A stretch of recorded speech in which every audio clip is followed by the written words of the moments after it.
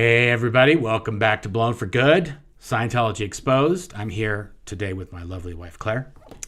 Hi everybody, happy Sunday. Good to see everybody here. Thanks for joining us today.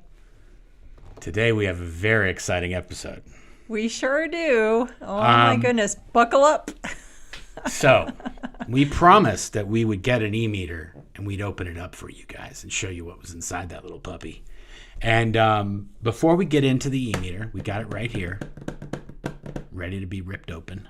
Mm-hmm. Why don't you tell them, Scientology, they have a dictionary. They have actually a few dictionaries. They have a management dictionary, and then they have a technical dictionary. Yep. And why don't you go ahead and read them the definition of an e-meter per their dictionary? Yes. All right, so here we go. E-meter. 1. The e-meter is a religious artifact used as a spiritual guide in the church confessional. It is an aid to the auditor, minister, student, pastoral counselor in two-way communication, locating areas of spiritual travail and indicating spiritual well-being in an area. Hubbard electrometer. An electronic instrument for measuring mental state and change of state in individuals as an aid to precision and speed in auditing. The e-meter is not intended or effective for the diagnosis, treatment, or prevention of any disease. Oh, but OT5 cures cancer. Not. But according to L. Ron Hubbard. After you read the definition, I'm going to we'll do a little bit of dialogue. We'll break it down. Okay. Yeah. 3, used to verify the pre-clear's gain and register when each separate auditing action is ended. Electropsychometer is another word for it. The meter tells you what the pre-clear's mind is doing when the pre-clear is made to think of something. The meter registers before the pre-clear becomes conscious of the datum. It is therefore a pre-conscious meter. It passes a tiny current through the pre-clear's body. This current is influenced by the mental masses, pictures, circuits, and machinery. When the unclear PC thinks of something, these mental items shift and this registers on the meter. There you go. That's in Scientology or actually Hubbard's words on the e-meter. Yeah, well, now this part that they said where it doesn't diagnose or cure any medical ailments, they had to put that in because in the 50s, the FDA raided a Scientology center, I think it was in Washington, D.C., and they took all the e-meters because at the time, Hubbard was slinging this idea that if you were clear, then you wouldn't have any ailments. You could cure any of your ailments. And the way they were getting people clear was they were using an e-meter. So in order for them to get the e-meters, there was a legal case that went on for years, but they actually had to put a plate on the back of the e-meter. It says in the law, in the thing, that it actually has to be on the front of the e-meter that says this device doesn't do any of this. Scientology kind of snuck around and put it on the back of the e-meter. Yep. But it says right on the e-meter that it doesn't cure any medical illnesses, and that's because the FDA required them to put that on there. And e-meters to this day still have that on it because the government said you guys can't tell people that this is for curing mental issues. Anyway, but the way the e-meter is positioned in Scientology is as a highly technical precision instrument that they use. And to be fair, most run-of-the-mill Scientologists don't know that this is also a space cootie dividing rod. They don't know that. They only know when they get confessionals that they ask you a question. You're holding the cans. The auditor or the counselor or the interrogator has the meter in front of them, and they're running the meter and they're asking you questions about something. And depending on the way the e-meter reads, they go down a line of questioning, or they say, "Oh, what was that? What did you just think right there?" Yep. And that's how they sort of zero in on your transgressions. Now, once you get up, when do you start auditing When do you start using this as a space cootie dividing rod? When do you try to hunt down aliens with the e-meter? On OT3. Okay, so on Operating Thetan level 3. Okay, good. So if you are talking to a Scientologist, or if you're a Scientologist watching this and you're like, that's not for finding space cooties, that's because you ain't to OT3 yet. When you get to OT3, that's when you learn how to find space cooties with this thing. And the reason they had to keep upgrading, this is how David Miscavige sells it, and this is how it was explained to me. And to be fair, I am trained. I did the professional TR's course, and I did the e-meter course where you learn how to operate an e-meter, and then I did a Method 1 co-audit, which I had to audit somebody else for many, many weeks and weeks and weeks, every single day using an e-meter, and we were actually clearing misunderstood words, and the only way you can be done is if you have a floating needle. Right. And so we would have to go for hours and hours on this thing. And I was with another person, and this is all in my book. I'm pretty sure I did explain all this in the book too, right? Most of it. Yeah. Yeah. Anyway, Blown for Good Behind the Iron Curtain Scientology. Anyway, so I know how this works. But not only do I know how it works, I shot every single film that Scientology produced on how the e-meter works, how to use the e-meter, how to use the e-meter in drilling, in coaching, you name it. Every needle reaction, the e-meter reads film. That's right. So every needle reaction of the e-meter, exactly, which there are multiple. And if you go in on our channel and the videos that Mitch Brisker and I did, where we talk about that, we talk about how when you're filming how the e-meter works, you can't use a real person to make those reads. And what we had was an old laptop, an old Mac laptop, like a really old MacBook, like the ones that were black plastic, like an oldie.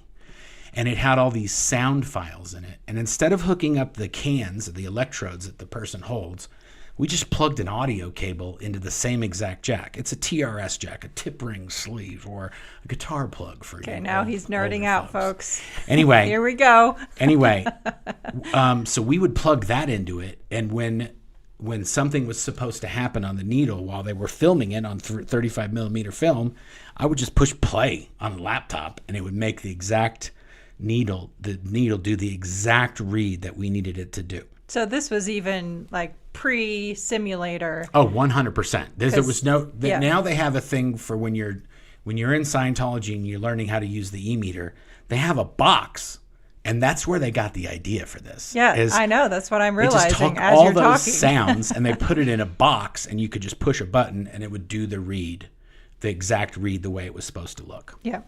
Anyway, all that to tell you that they build this as a very highly technical precision instrument that can only be worked on by Sea Org members that are highly trained in how the e-meter works and how to calibrate it and all that stuff. Right. And where that happened was in the manufacturing division of Golden Era Productions, which I also worked in. And many a time, the Scientologists that use these, they have to get them certified every year. Every year, they have to send it to Golden Era Productions, and it has to go through the e-meter production line, and it has to be tested and calibrated to make sure it's all up to snuff. They charge you $150 plus shipping. And this was known as silver certification. Yeah, the silver cert line. Yes. Now, for many, many years, nobody would send their e-meters to Golden Era Productions, because if they sent it there, they'd never get it back, because Golden Era Productions just had stacks and stacks of these e-meters everywhere. And so, and it used to be at Bridge Publications in Los Angeles used to do this, and then they moved it to Golden Era Productions in the middle of the California desert, and because that'd be so much easier to get in and out of. So when they would send them in, it would take sometimes months or even a year for them to get their e-meter back. Yeah. So David Miscavige instituted a new rule, and that was any e-meter that came in had to be in and out of Golden Era Productions in 48 hours. And it was called the 48-hour line. And so if the 100 meters came in, 100 meters had to go out in the next 48 hours. And they would log them the time they came in. And if 1 meter went over, then everybody in the meter department, their stats would be counted as 0 or minuses or penalty points or whatever. Now, there was only so many people that worked on this line. And the same people that were responsible for checking and making sure existing meters that were being used by Scientologists were up to snuff, but they were also the same people that made new e-meters for new people that wanted to buy them. And the way that area was staffed, they could either do one or the other. They could never do both. So if orgs were running out of e-meters and Golden Era needed to make more, then they'd have to work on making them. And then if a whole bunch of e-meters came in, there was like, nope, we're not making new meters because we got to get these. We only have 48 hours to get these things. And so it was always this constant struggle.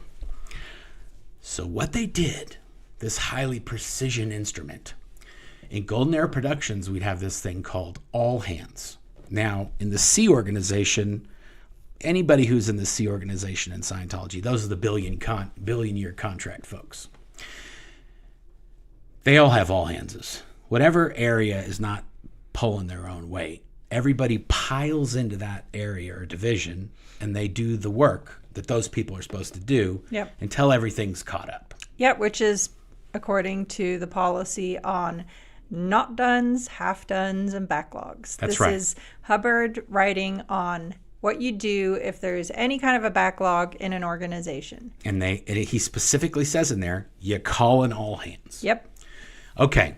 So, well, I thought this was a highly precision instrument that only but to it's train not people. Exempt from all hands. Yeah. So now here you go. You got this guy who's been calibrating e-meters or sealing e-meters or making the wire harnesses or whatever. That's his job. He knows what he's doing. Well, maybe. Well, for the most part, they've done hundreds and hundreds of them. They get pretty Fair good enough. at doing what they're doing. Yep. But then this guy, he can't do that many. So what you do is you get the guy who cuts the lawns. He comes in and he just takes over. Yep. He doesn't work on e-meters. He doesn't even know anything about it. But the guy who does do it says, hey, you check this, you check that, you hook it up to this thing. If it says it's good, you pass it on to the next station.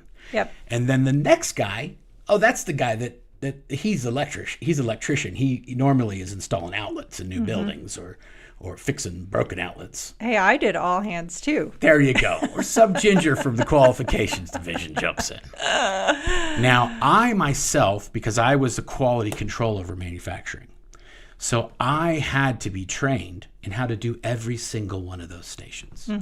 And so I knew how to do wire harnesses. I knew how to do wave soldering to make the circuit boards.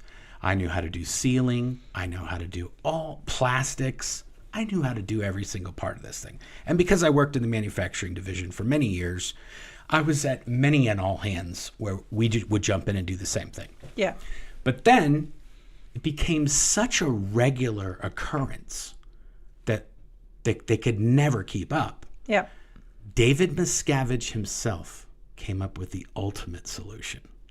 Instead of worrying about always having an all hands or having to get people from other divisions to come in, let's just have the kids from the ranch that lived about 15, 20 minutes from the property. Instead of doing all that nonsense school stuff during the day, they just drive over to the base, get dropped off, and they can make e-meters all day.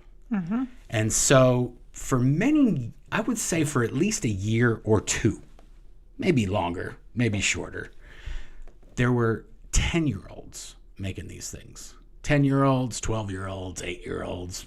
If you were a kid and you were at the International Ranch, the children of Sea Organization members that were posted at the international headquarters, they were the ones making these e-meters. They were making the wires. They were putting the boards together. They were doing everything that the Sea Org members that had been there for years and years and years were doing, and they got trained the same way. They said, hey, here's a solder iron, here's the parts you need to solder, get going, here's what you do. Yep. Okay. So the fact that they touted it as this highly precision device, it was not treated like a highly precision device. No, by Sea Org nothing members. says precision instrument like illegal child labor.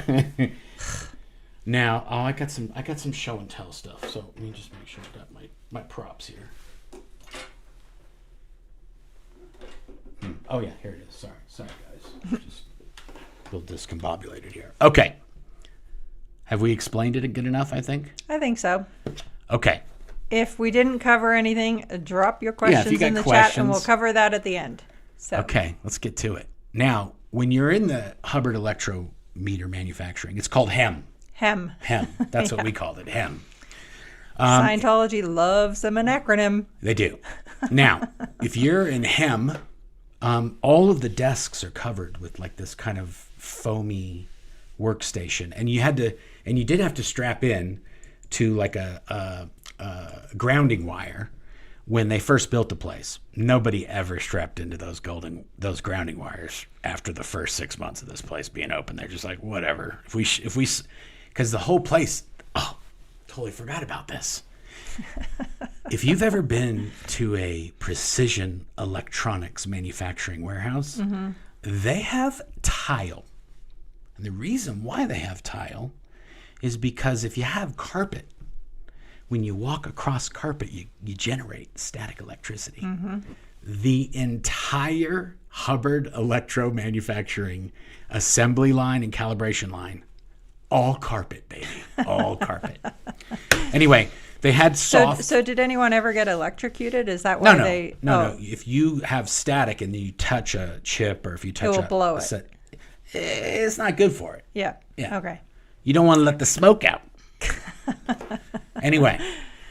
Oh dear. But they had soft workstations because you don't want to scratch the e-meter when you're working up on it. Yeah, especially not the gold, silver, bronze plated ones. Oh, those you had to have cloths, and it was a whole other thing. Anyway, we're going to switch over here, guys. You ready for this? Okay, now the fun begins. There you go. And I do have I have a Xeno in the Body Thetans desk mat under here. Yep. Let's just make sure we got the good view there. Okay, so this is a Mark Super 7 Quantum. Okay, and this is what it looks like. Okay, so this is the needle dial. This is where your needle's either a rock slam or a floating needle or a tick or a long fall or a short fall or long fall blowdown. Long fall blowdown or a theta bop. There's a lot. There's a lot. Yeah. You don't need to know all that. No, if this thing moves around a certain way. Dirty needle. Yeah, this thing moves around a certain way, you're either good to go or you ain't. Not good to go. This is the tone arm. This is what adjusts the needle on the dial when it moves all over the place, and you got to adjust to keep it in the middle of the dial here. And then this is and also for the tone arm, constantly throughout when you're keeping worksheets, because when you're using an e-meter, no matter what you're using it for, you have to keep worksheets and say exactly what's happening. And you have to say what reactions happened, what the position of the tone arm was, everything. So this right here, and there's all these little readouts in here. One of these is just date and time. The top one is date and time. Yeah, this one is where the tone arm is. Yep. And then this one is the total amount. So every time you bring the tone arm down like this, it counts here. It keeps a count of every time it went the other way. And this is the total tone. When you're done with something, you have to report what the total tone arm action of the session was. And it'll give you a little reading here of what the total was. And that's TAA. Tone arm action. Telling you guys, we know what we're talking about here. Okay. We're a bottomless well of useless fun facts. And then this is just the sensitivity, whether you're low, normal, or high, on, off, and test. You can see this one's just got a little bit of juice left in it. It's just give me some. It's not quite deader than a doornail, but it's pretty darn close. And this, when you first start the session, you put it on 2.0, and it's supposed to be right on set. And this is what you do to trim it to make sure it's perfectly on set when you start. Yep. Okay. You guys want to get into this? Let's get into it. Okay, now. That Bill, was pretty. It's easy to get in. Oh, there. also, by the way, you get this little fun thing here. Now, you guys might be saying, well, how can you operate this thing and look for space cooties? Well, they have this little plug here in the back, okay? And that plugs into what's called a remote tone arm. And when you're in a session hunting down space cooties, you're by yourself. Yeah, so literally you are holding the two cans in your one hand. Yeah. And therefore you can't also be operating the tone arm. So you have a remote tone arm that connects, and that way you can adjust it with your thumb. Oh, you can adjust it with the hand that you're holding here too. Right. You can adjust it with the hand that's holding the cans because your other hand's writing. Yeah. No, you don't mess with the one holding the cans. You sure? I'm sure. I did, 300 hours of Holy freaking hunting moly, that makes aliens? a lot of sense, guys. Anyway, so you have this little thing that you plug into it. That's also where the charger is. And then there's another special fancy connector right here, this little black guy. It's a little micro DB9 connector. And that would hook up to a system called the look, listen, in system. And so if you were operating a meter and you were security checking, interrogating somebody, it would be recorded. And not only would they record the video on two different cameras, they would have a camera that showed the e-meter dial and the close-up of everything that was happening on the e-meter, but then they'd also have a camera of the person, and then they'd have a microphone in the desk or somewhere in the room that could pick up everything that the person's saying. But then they would also record the exact needle reaction on the e-meter, and all of that would be saved into a file that they could then play back. Yes. And they could play it back on an e-meter to see exactly what it did, so they would know. Because sometimes the auditor says, oh, this happened, and that's not what happened. Exactly. So then they have to double check. Yeah, in fact, starting in, what was that? I think 1995 is when, or 94, 95 is when the camera usage in auditing sessions became a huge thing. Yeah. Because there was also with that the onslaught of a massive amount of auditors being sent to the rehabilitation project force for falsely calling floating needles. Okay. Yeah. Yeah. Okay, so if you want to rip this puppy open, there's these three little bumpers on the back. You just peel those out. And then there's just a Phillips screw. Just a Phillips screw, and I already took them out. Let's get into this. We're so prepared. Okay, now Look here's at this. Here's what we got, guys. Now, I don't know how familiar you guys are with electronics, but these are some ancient technology circuit boards here. I brought, I'll just explain it to you. See, these are all the connectors.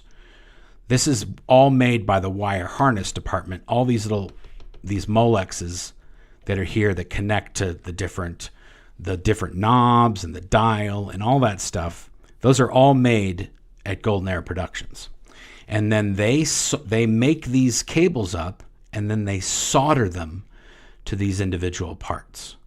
Now, if you're 10, maybe you know how to solder. I don't know. I don't know how many solder classes you went to when you were 10, but our kids know how to solder, but well, I don't think that's really yeah. Well, yeah, but our kids solder things. They solder because that's what they do. Oh dear. Anyway, what we got in here, this is the battery right here. Okay. There are, I want to say it's about 3 or 4, probably like C batteries. That's probably what they would be equivalent to. It's a pack of just batteries. It has a cable coming off of it that you plug in. This is the dial. This is the back side of the dial. And on this one, it says okayed right on the dial. It says okayed. Does it have a initial? I don't know. It might have it might have somebody's initials under there. I could open that up, but who cares? Now this is the motherboard right here, this big doggy right here. And then there's another board under here, which is the daughter board. There is a display. There's a mother and daughter board? Yeah. Well, because this Damn, it's I a didn't little know one. that. It can't be the motherboard. If it's a little one, it's got to be a daughter board. Okay. And then you've got your charge board here. This is your charging circuit here. This is the interconnect to that special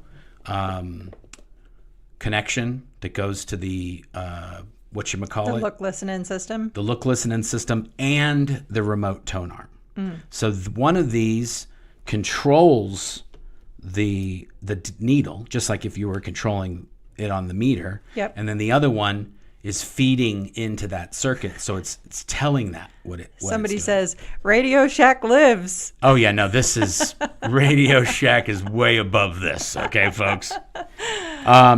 Okay. Now, the thing I was going to show you guys is that not only is this ancient, if you go and open up, used to be if you tried to buy an e-meter on eBay, there was somebody from basically volunteer Scientologists that were buying up everything, and then they would just send it into the church so that none of this stuff got out in the wild. But if you go on eBay right now and search e-meter, Hubbard e-meter, or Scientology e-meter, there's 5 or 6 of those puppies right up on there right now. Yep. And some of the ones that are up there are the Mark VI e-meter, which came out before this. Yes. The Mark VI e-meter is almost identical to this one. Almost. And a lot of these circuit boards and a lot of this tech was from the Mark VI e-meter. And then they made a Mark VII e-meter, and then they upgraded the Mark VII to be a Mark VII Quantum, which Right. they just put some extra circuit shit in here. It did that. That's all. It was nothing else. They put they redid some electronics, and then they slapped a badge on it that said Super 7 Quantum. Right. Now, a lot of these parts on these circuit boards, they are... Oh, wait a minute. You just reminded me. So when they released the Quantum, Yeah. didn't they have an option where instead of forcing you to buy a whole new e-meter, Yeah. they would upgrade Yeah. your existing e-meter and then put a new label on it? Yeah, that's when all the trouble started. Because now you got to make new e-meters. Now you got to silver cert e-meters. And now you got to turn all those old meters into these new quantum meters. Yes. It was a giant cluster. Yep. Okay. Now, circuit boards. All of these parts, these big honking parts, they have little electrodes on them that go into the circuit board, and they have to be, all those parts have to be placed into the circuit board, and then it rolls along a solder bath, and it solders all those connections. And then they have a saw at the end that cuts off all the extra leads that are going through the circuit board, and it just makes them come out just a little teeny bit. That is an old type of circuit board technology. That's not what we do anywhere now, for the most part. Mm-hmm. And the reason, and what I wanted to show you was, this is a circuit that my company made in 2006. Yes. This is a circuit board that my company made in 2006. This e-meter was given a silver cert. This one that we have could have been from a storage unit, could have been from eBay, could have been from anywhere. Could have been from the dumpster, whatever. Yeah. This one, I mean, I got $1 million statue somebody had. Okay. That was $1 million it cost them to get that. This was only $3,500 to $5,000. Yep. Okay, this circuit board doesn't have those kind of parts, except for these parts that need to have some rigidity to them. All of the rest of these are surface mount parts that are soldered right on to the top of the board. And you can see these parts on here, these little teeny ones I'm pointing to, how close can you get? Those are the same parts that are on this, except these are just 1970s, 1980s style, and this is 2000 style. So even a circuit board that I made for my company before this was made was still higher tech than this thing.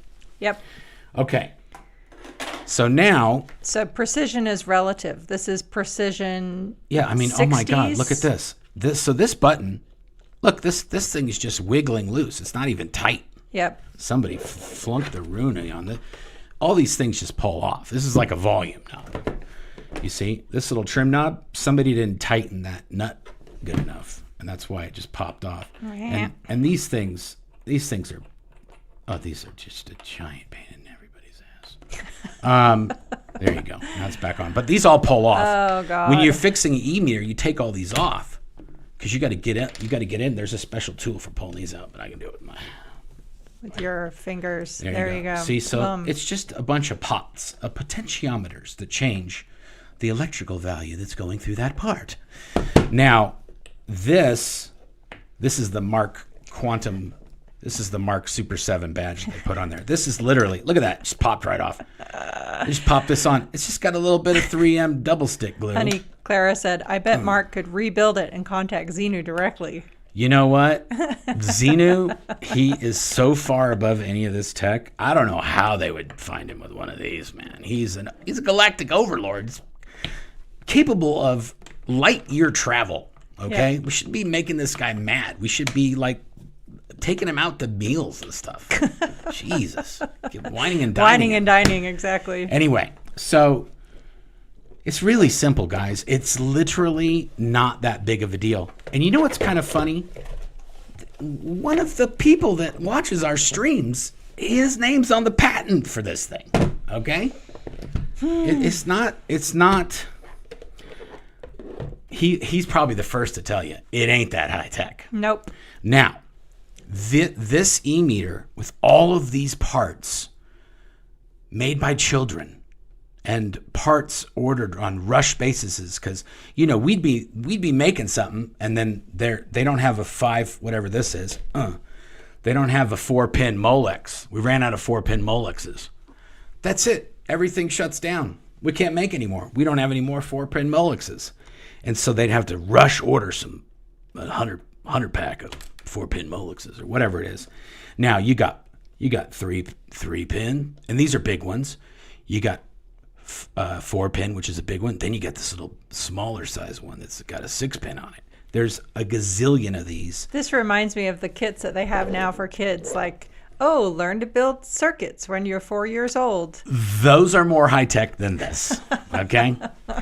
Anyway, the logistics of putting these together was horribly planned, and there was always something that they were running out of and had to order rush. Yeah.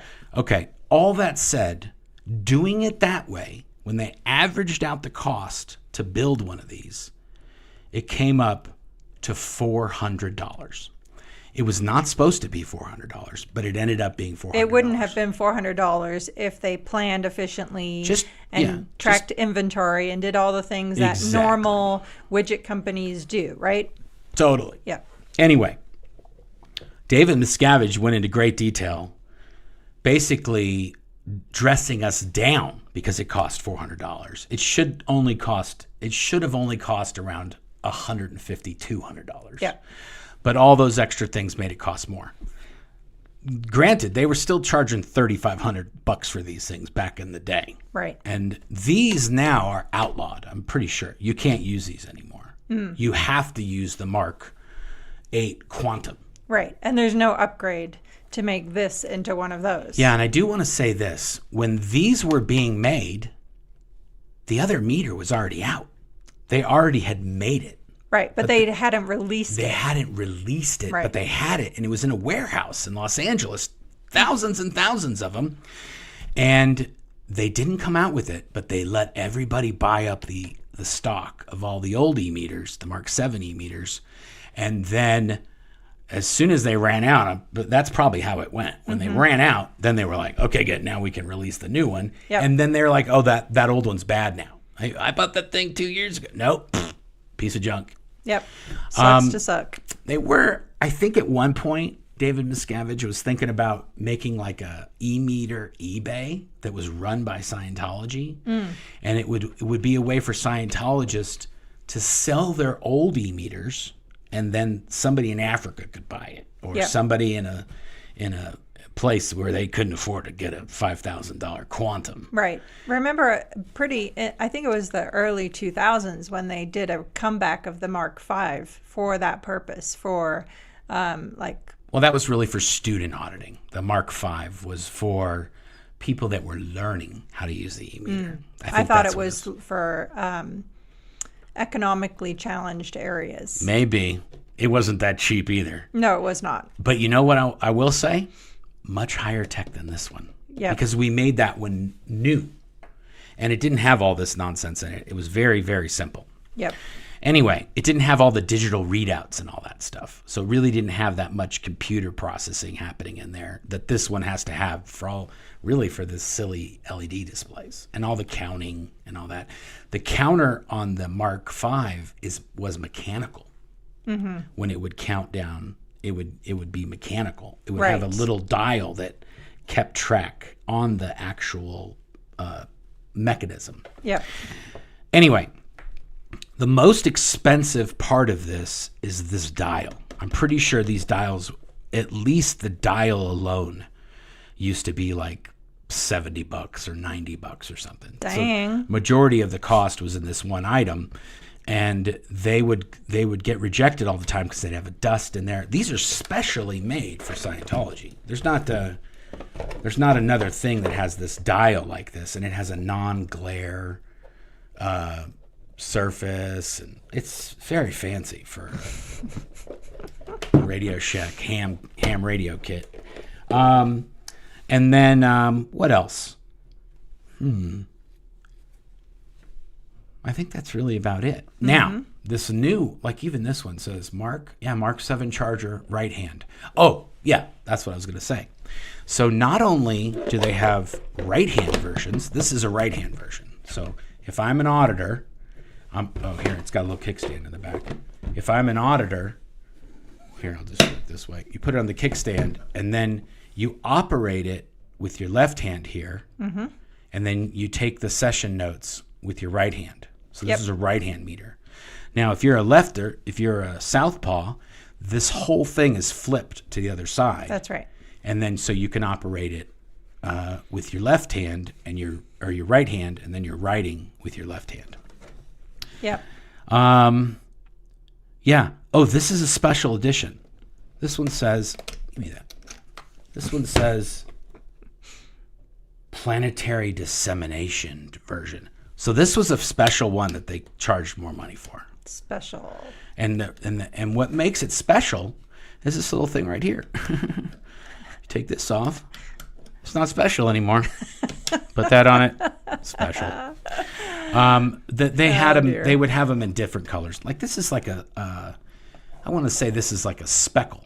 It's got like a kind of. Yeah, most of them. The basic series is just a matte, like matte black or matte white, or not sparkly like this. And Golden Era Productions is doing everything. So in this one, there's an area in HEM, the Hubbard Electro Meter Manufacturing, and there was a dude in there named Niels. It's a really tall Swede, and he was his Niels. Yeah, it was Niels. Yep. You don't have to say his last name. He's gone. He's long gone. He got out of there. Okay, good. Good for him. And he would put these little inserts in here. So you see, this is a plastic injection molded piece. We would get that done outside. We would just say, they're doing the PDU version, planetary dissemination unit. We need to work up 400, 500 of those PDU meters. And then they would just get this color. We'd pick the color, and then this one's got some glitter in it. They probably went by, what's that place? Joann's or Hobby Lobby. Dump some glitter in the mix. I'm dying. And then you get a PDU version. You charge an extra $1,500 for that puppy. Mm-hmm. Now this one, that's the only thing that made it special. When we did the gold ones and we did all that Niels was sanding. He'd have to sand. They would still order the same plastic out of the same mold, but this has got a finish to it. So he had to sand all that out, sand all the individual buttons. They would never, you can't make new ones because they have to make all new molds. Right. So that would cost money. Yeah. So we're not going to do that. We got labor free for labor. days. Yeah. Slave labor. Let's use the slave labor. Yeah. Get some 4,000 sandpaper and some water and just wet sand all those for 5 days. Mm-hmm. And then they would plate them gold or silver or black obsidian or blue meridian or periwinkle blue or whatever they were making. They did have a periwinkle blue one, right? They did have a periwinkle blue. It was like a light blue. Yeah, they did. Yeah, that's the only reason why I know the color periwinkle, except for in the movie Snatch, Brad Pitt's character is trying to get a caravan for his mom, and he wants to get it in periwinkle blue. There you go. Anyway, that's the only other time I've heard the color periwinkle in my life. Oh, I love periwinkle. Oh, good, babe. Good. Remember that? Here's all these potentiometers right here. This whole stack of them. This is how they just. You can't see it. Yeah, there you go. All these pots are what the calibration and quality control area. If anything was off, they would use these to adjust the sensitivity, or the needle dial was doing something. They do all that right here. Now, I want to say it was in the 80s. It was before this one. It was when they had the Mark 6 e-meter. Mm-hmm. Like I said, there wasn't a lot of quality control happening on these things, and they were already pretty sketch when they started. But what happens if you have a short or you have an intermittent connection? Now, if you have a device like this, your most common cause of an intermittent connection is going to be those solder joints. Mm-hmm. If you do a cold solder joint, or if you didn't have it, you didn't do it right. So what's a cold solder joint? When you solder something, it's like welding. You're heating up metal and changing the properties of the metal, and you're adding metal, and it's bonding to the metal. Okay. When you're soldering, you're taking two pieces of metal in most cases, and you're putting solder, which is it's kind of like a very soft, like lead-like material. Mm-hmm. And you heat that up. That melts really quickly. It doesn't melt. It just changes its property, and it turns to a liquid instead of a solid. When it turns... That doesn't count as melting? Nope, because what happens is when it gets to that high temperature and it sort of goes into a liquid, now it flows through the connectors, the wire or whatever. It flows over there, and that's how it creates the bond. Okay. Now, if you're heating up the solder, there's a part where it's getting heated up, but hasn't done that. It doesn't flow. It doesn't turn into that liquid I see. And if you solder something when it's just about to do that, and then you take it off, it hasn't gotten to the correct temperature to do that flow and connect the two metals to each other. So that's called a cold solder? That's a cold joint. Ooh. And if you have a cold joint, look at that, because you didn't let it flow. So a cold solder joint is a bad thing, not a good thing. It's horrible because it's brittle. I see. And it can just break off. I see. When it doesn't flow. All makes sense now. Thank you. Yeah. Thanks I didn't know how I was going to get through illuminating that.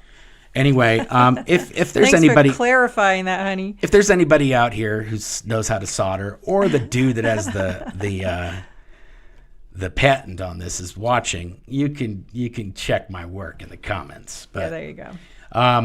Okay, this sounds like the type of conversation to have with Dalton on a regular basis. That I have with Dalton on a regular basis. Okay, so now. This is why I bring up the cold solder joint thing. Yep. Because in the 1980s, there was a thing, and maybe it was even in the 70s. I don't know. There were many periods where if you're on the e-meter and you're getting one of these interrogations, there's a needle read that's called a rock slam. And the needle just goes like, here, I'll try to do it with my finger. It's erratic slashing back and forth, like hitting both sides of the dial, like completely unhinged. Yeah. Yeah, somebody just brought up a great point here. Yeah. It said, it's gone now. Thursday before too. If it gets too hot, it can burn the contact also. That's right. So there's a happy medium, because if you keep it burning, you're soldering the wire to something. Mm-hmm.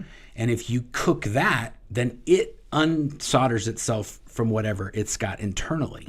I see. You got to do it right. You got to, as soon as it flows, you got to get off that thing. You want to cook that, or you'll cook the wire, or you'll cook that. So there is a little bit of technology to doing it that maybe a 10-year-old doesn't master in the first few years. Oh my God.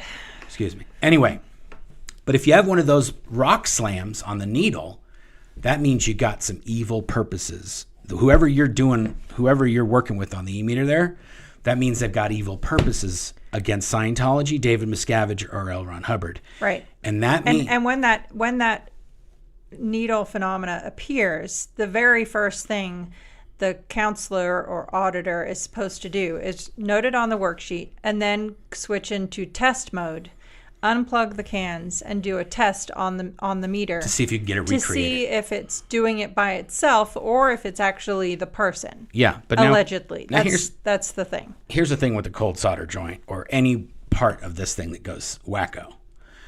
Not necessarily something you can easily make it reproduce. Right.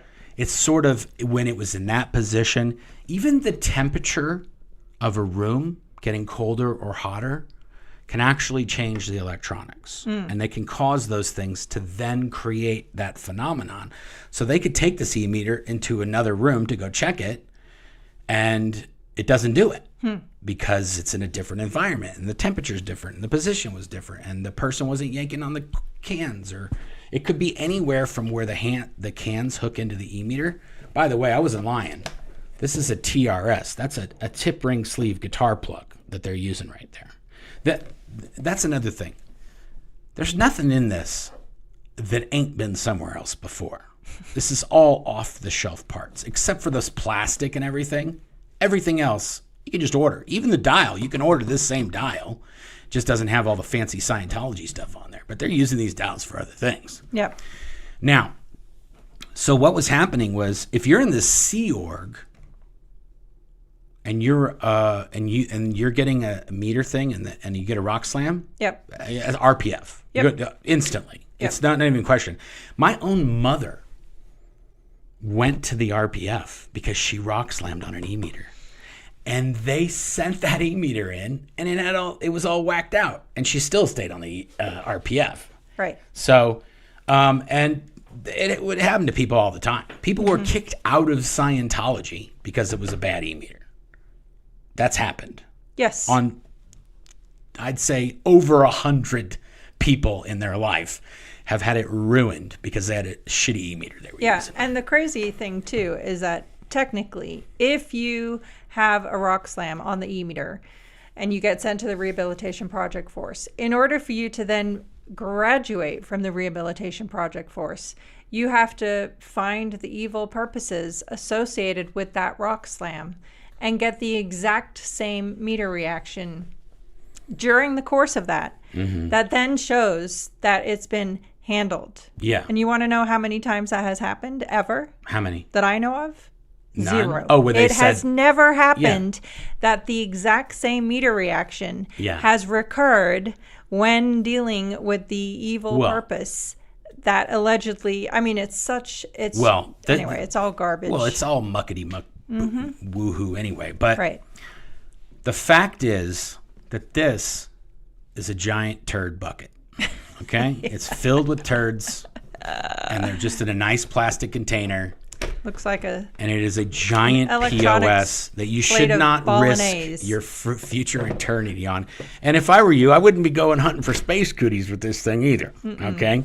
Now, when you're doing Scientology and you're a newbie, you get interrogated on this, and they ask you questions, not really interrogation style, but they ask you repetitive questions, and you don't have to answer the questions with your mouth if you don't want to. You can just sit there because they're not really paying attention to what you say anyway. The auditor's looking at the needle on this to see what it does when they ask you the question. And the way they teach you is that if you say, was there an earlier similar? Or whatever, was there an earlier similar, Miss Withhold? Then the answer is never no. I know, but at the end, right when I go withhold, right then, whatever that needle does, that's what you're looking for. Okay? And the way Hubbard explains it is that if you have proper intention, attention, and attention on the PC, when you ask the command in the exact way, you have that little accent up, that little inflection at the last word to make it a question. When you do that exactly correctly, the person will get that and the needle will read whether or not they answer the question with their mouth or not. Right, because as in the definition that I read, it's a pre-conscious device. Yeah. So it knows that there's something there before you know there's something there. That's right. Allegedly. That's right. That's how they want you to think. Now, so basically, you got a machine that's being put together by the guy who normally does it, or maybe the groundskeeper, or a 10-year-old, Or me. or any rando ginger that walked into the joint, and they're touting it as this highly precision machine. It costs $400 to make badly, and then they're charging $3,500 for it. And I think near the end they were charging $5,000 for these. The special, like this one, probably cost $5,000. Somebody could probably look it up somewhere. This puppy probably went for $5,000, and even though it's $400 worth of parts, horribly put together. Now, And slave and child labor. yeah. So Now, really, yeah. I'm going to blow your mind, guys. Scientologists have never seen inside this thing. It's illegal for them to open them up.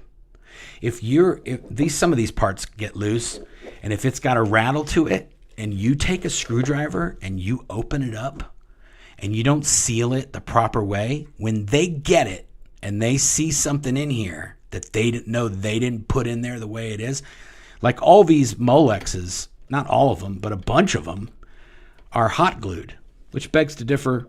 Why aren't all of them hot glued? Like this one's hot glued. This one always falls out. This one's hot glued. These other ones are not hot glued. This one, ooh, that one just came right out. That's the battery. Oh no, that's the dial. Anyway, if one of these falls out and you can hear it rattling in there, you can't take this thing apart and pop it back in. You got to send it into Golden Era Productions and pay the $150 to get it silver certified. And they put a new sticker on the back that gives you a new date saying you're reset, you're good for another year. And this is the best part. If you don't touch that meter for a year, and then they finally get you to come in to do some kind of course or something like that, and then you pop it open and it says that it's out of silver cert, you got to send it back. And the organization, if somebody's found using a meter that's not been silver certified, they gets in trouble. Yep, for sure. So it's very, very, very important for Scientologists to never look inside and see this is wizard shit in here, guys. This is behind the curtain. It's like the Don't Look Up movie, you know? Yeah. Like, just don't ever, it's just a magical device to talk to your body thetans, and don't ever look inside. Don't ever understand anything about it. We're going deep, guys. We're going deep. Okay, We're here. Here we go. We're here. He's pulling out the tools, guys. It's time for surgery. I don't know if I can do it with this. I don't have a small enough one. Oh, I wish I did. I had the one for the back. I didn't pull out any side. But, it's just a crappy circuit board. Yep. Now, I would venture to say that most of these circuit boards are very close to the Mark VI e-meter circuit board that they had in the early in the 70s and then the very early 1980s. I want to say the Mark Super 7 came out in the early 1980s, mid 1980s. And then the Super 7 came out in the 2000s, the Quantum. Yeah. I don't remember when the Quantum came out, but it came out I think it was in the late 80s. I thought it was for around the same time as the release of OT8, which I believe was 1988. Now, I don't know. I want to open this, but I don't want to. Okay. Oh, 1996. Here we go. Thank you, Catherine. So Catherine said it came out in 1996. The Mark Quantum, Super 7 Quantum. Yeah, so I'm thinking of the Super Mark 7. Okay, this is the FDA plate I was telling you guys about. You can't read it really, but it says, by itself, the meter does nothing and is solely for the guide of ministers of the church in confessionals and pastoral counseling. The electrometer is not medically or scientifically capable of improving the health or bodily function of anyone, and it is for religious use by students and ministers of the Church of Scientology only. Hubbard, I'm not using this thing. Hubbard, e-meter, and Scientology are trademarks and service marks owned by RTC, Religious Technology Center, and are used with its permission. Well, golly gee willikers. And then this section is the silver cert sticker. I have it covered up in case the poor person that this was linked to, they don't want to. They're probably going to go through every one of these PDU meters and see where it went. But these things turn up in storage units all the time. Exactly. And there's 6 on eBay right now. So get over it, Osa. Don't. This one you don't have to worry about. Okay. Now, let's see if anybody has any questions while I got this thing here. Let's leave it open too. Yeah, there we go. Also, if you need to work on an e-meter, Xeno and the Body Thetan desk mat is a very high quality surface to work on. Actually, let's put it like this. There you go. This is where we find the Body Thetan. This is what we find it with. This is perfect for this because look, It is. this is the body. I call it the space cootie dividing rack, but this is how you smoke out the Body Thetans, and we're using the Body Thetan desk mat to work on it. Yeah, Catherine said you need a new Xeno and the Body Thetan desk mat. We have more coming soon. The 2026 Xeno World and the Tour. Body Thetans merch. Yeah. Coming soon. World Tour. Yeah. World Tour T-shirts. AKA. Yeah. Yeah. We'll let them see when it comes out. All right. Okay, let's see if we've got any people. Do you have the cans? You want to grab those cans over there? Sure. Just unplug yourself. Okay. Here, I got you. Okay, you're good. There's a whole kit of them over there. Get the old ones. We'll save the new ones for the new e-meter. Where are the old ones? And they're in that case right there. Oh, yeah. Okay, now listen, guys. While Claire's away for a second, I'll just tell you, we have gotten our hands on a Mark VIII quantum e-meter. Now, before you get all excited about the project, I don't want to open that one up today. We might show it to you as a little sneak peek at the end of this. But we were able to get our hands on one.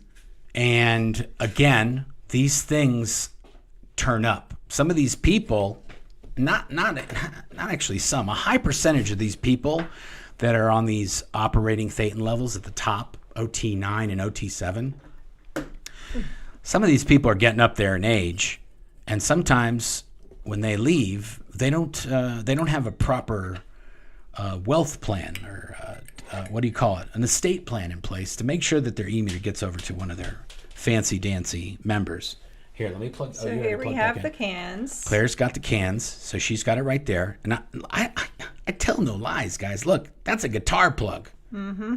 It's actually not even a TRS. It's just a TR. No, it's a TS, tip and sleeve. No ring, just tip and sleeve, baby. So it's really just two conductors, which makes sense See, it because goes there's like two this. cans. It's supposed to fit in the palm of your hand like You got to this. show the people. I am. Oh, but both hands. Okay, here we go. There you go. So it's supposed to sit right there so that it can comfortably fit in the curl. Like even the can size is an exact specification that you have to figure out what cans you can comfortably hold where your hands will not get fatigued, and it just sits naturally in the curve of your hand And then look, and the curl of your fingers. this cord just plugs in right here. That's it.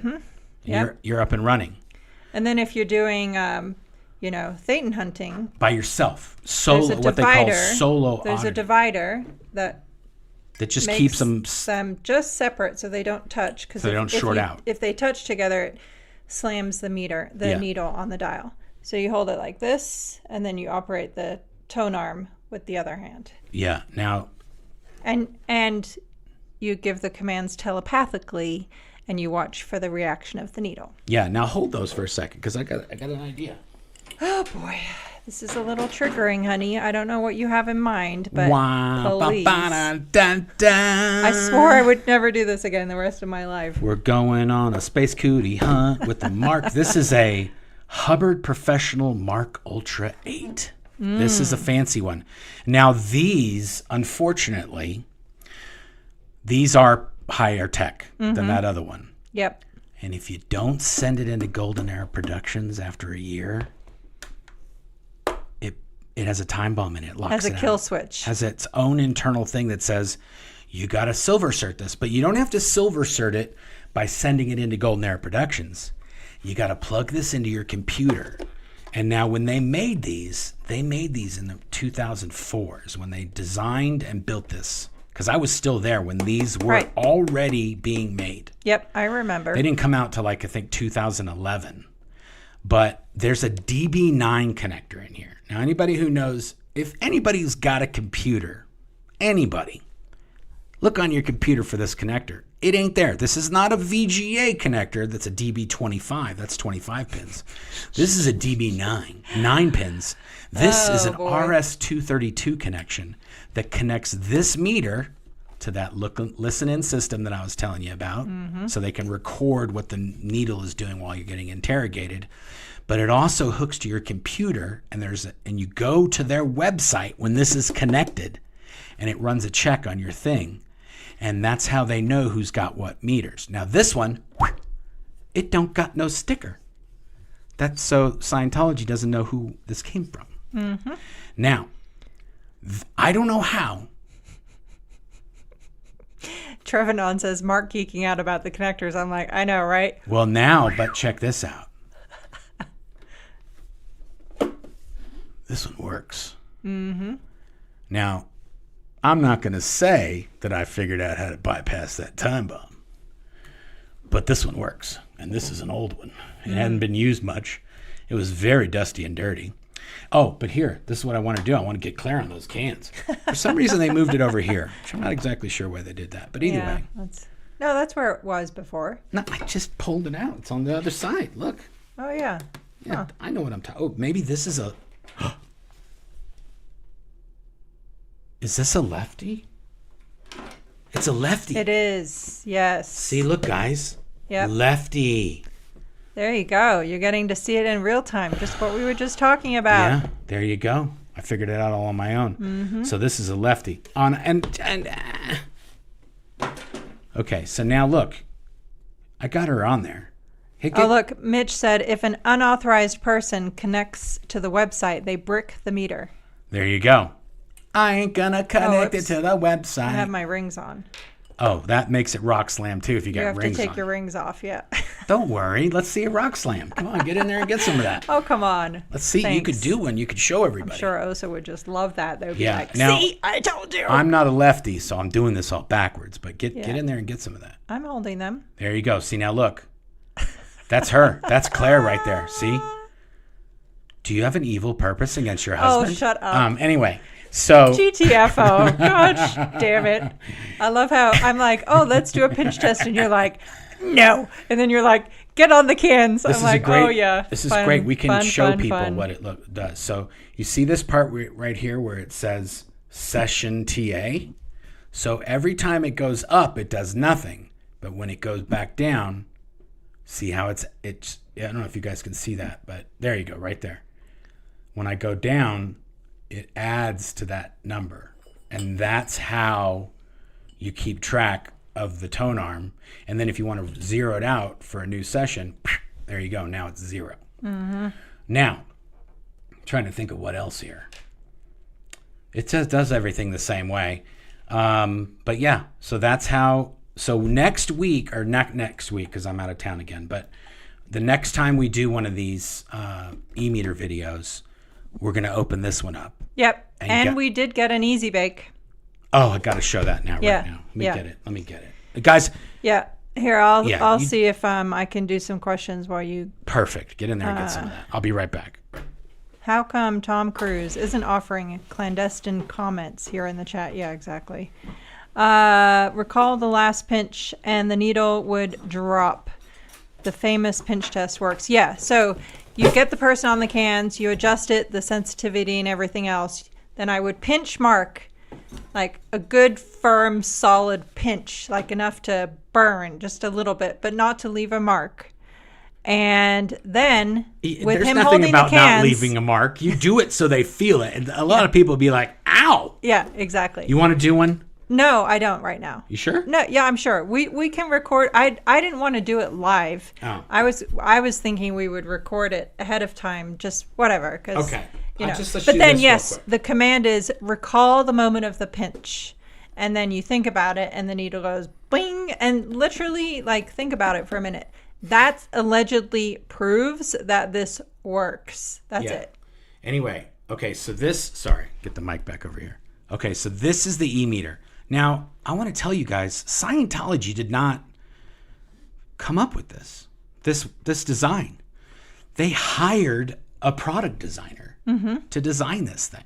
Yep. Now, I know this The person that they hired did work at other places designing products. Okay. And she came up with this design. Yep. Now, I'm not saying she worked for Hasbro, but guys, this is the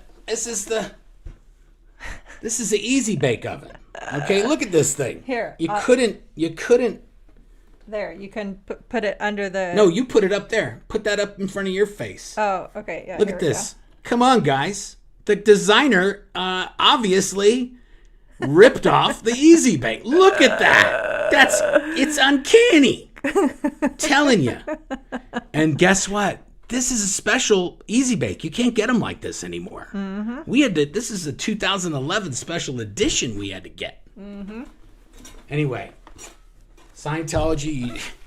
You done messed up. Either she might have even did that design because she did this in 2004. Right. And they never released the thing. She probably thought it's never going to come out. The Easy Bake guys basically said, we need a new look. And she was like, I got the perfect thing. And she already did all the work. Someone said it's a 2031 model of George Foreman grill. Yeah, really is, guys. I'm telling you. Anyway. Oh my goodness. So we'll open this one up at a later date. Yep. It hasn't been bricked. See, here's the thing. As long as I keep this thing charged, I think we're good. Yeah. I don't know. Drop in the comments if you want us to show you a pinch test or not. I'm not particularly dead set on it. Oh, I don't care. I'll do it. All right. I'll do it. Okay. It's whatever. We're showing people what it is, Yeah. That might be a little bit of the cheese they put in the trap. Someone goes, that thing you pinched me. What else does it know? Well, it knows where your space cootie's at. My God, you just pinched me and it knows you pinched me. That's crazy. Yeah. Oh my goodness. Anyway, it knows where the space cooties are at, and it knows when you get pinched. And it knows when you've been sleeping and when you've been bad. So that's it. Oh, and this one has its own little meter check thing. Yep. You're supposed to put a little resistor on there. We could do all that. We could do that next week too. Yeah. Show or you next time. Next Are you going to whenever. be out of town next week? I don't remember. No, you're not. I'm not? No. Okay, good. I mean, it might be a tad close. What are you talking about? Well, I 100% will be. No, I mean, excuse me, sir. I book your travel. Oh, yeah, you're right. I will be back. Never mind. She knows what she's talking about. I spaced out goodness. all these space cootie talk. They were taking over my calendar. Yeah. Anyway. Mark just asked me when to show up, and I tell him. So I'm telling you, you will be here on Sunday. Look, same old shitty connector. The story I was told. Oh, Sunday's Mother's Day. That's right. Yes. Yes, exactly. I forgot that. Yes. Okay. See, I knew Good what point. I was doing. Good point. Okay.